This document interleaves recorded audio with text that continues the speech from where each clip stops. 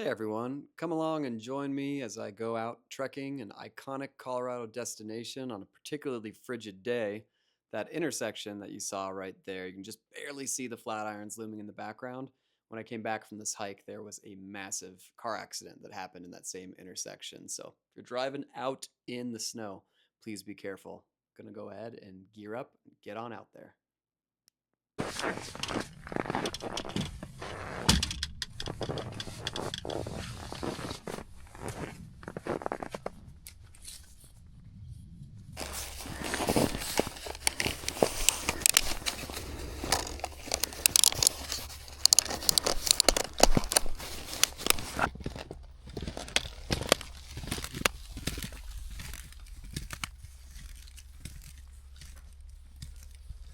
Good morning from beautiful Boulder. I'm at Chataqua Park with the gorgeous Flatirons behind me. It is cold today, about 0 or 1 degrees Fahrenheit, which I think is about -7 degrees Celsius. So we're going to talk about how I layer up anyway to stay nice and cozy in temps like this. It's also the first session out with the split board of the season, so maybe we'll talk a little bit about that as well. But it is so peaceful out here right now. So let's go ahead and head up on the trail.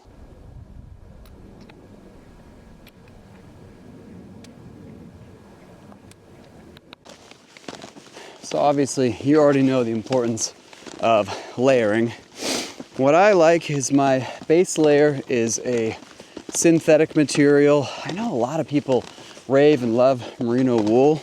I can't stand wool as my base layer, other than socks. I often wear like darn tough socks for hiking. And I think my snowboard socks, they're Bombas. I'm not sure if they're made with wool or not. But anyway, I find wool on my upper body and lower body just gets so itchy.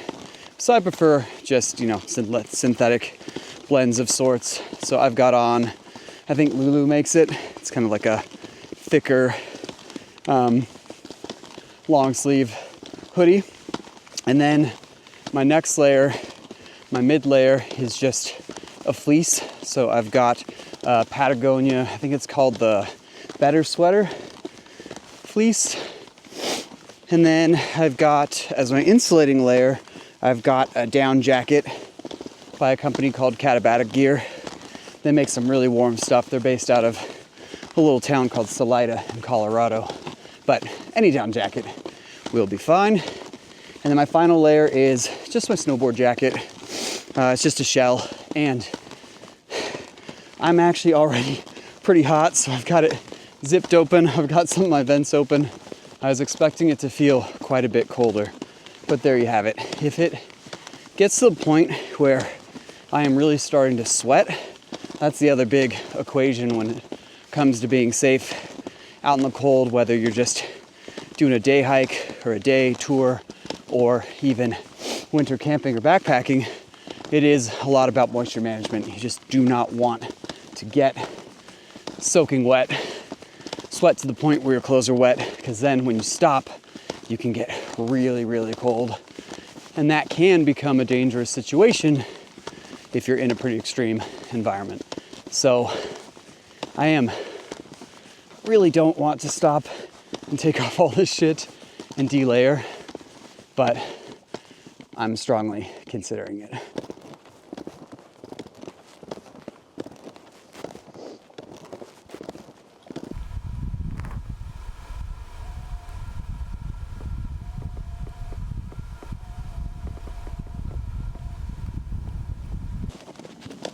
So I did take off the snowboard jacket. So now you can see the down layer and my fleece. I was actually shocked at how hot I got, but split boarding and cross-country touring, whatever you want to call it, it is hard work, and I forgot how quickly it can get your heart rate up and get your body warm. Now, it's also a very calm morning. If the temperatures were in the negatives and there was like a really, really strong wind, then yeah, of course, I'd probably still have that other layer on. But whole point of layers, taking them on, putting them on, taking them off, yada yada.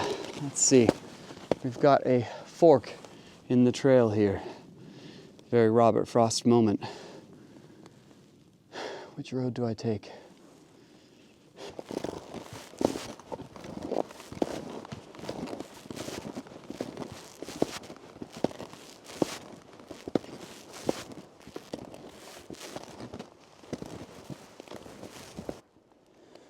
If you're ever out in Boulder, the Royal Arch Trail is a pretty sweet, moderate hike that takes you to a cool rock arch. But we're gonna stick to the Blue Balls Road.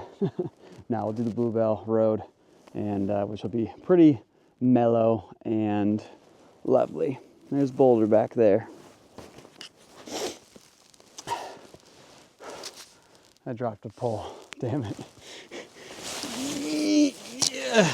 Okay, so why even go out hiking or backcountry touring in the cold? Well, obviously backcountry touring, you're after snow, but you know, why even camp in the cold, go backpacking in the cold, go out when it's in negatives? Honestly, it's just fun. There's a certain peacefulness about it. There's so far fewer people, and it just feels so good to be out in nature and like the stillness and the quiet. I just really appreciate that. And it's beautiful too, especially after a fresh snowfall. Holy smokes, does it make the landscape pretty. I think I'm gonna go back down this way and start heading back to the car. I got some things to do at the house, but oh, this has been awesome.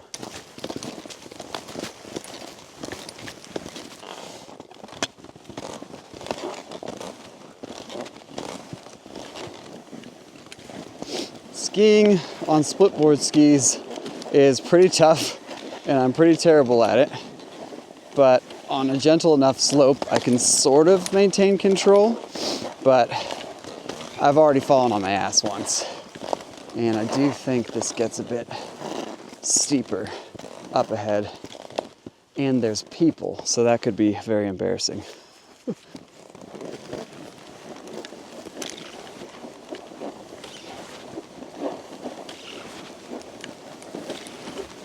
The snow is perfect for this right now, since I'm a terrible skier on actual skis. I'm way worse on a splitboard, and the snow is just soft enough that, and the slope just mild enough that you can cruise very smoothly and in a lovely fashion, but you don't pick up so much speed that it becomes like really scary.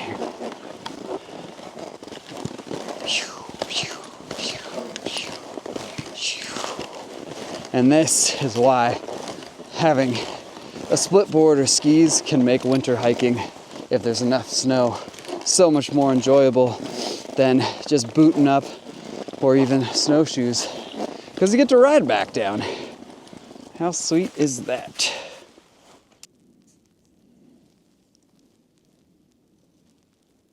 So pretty.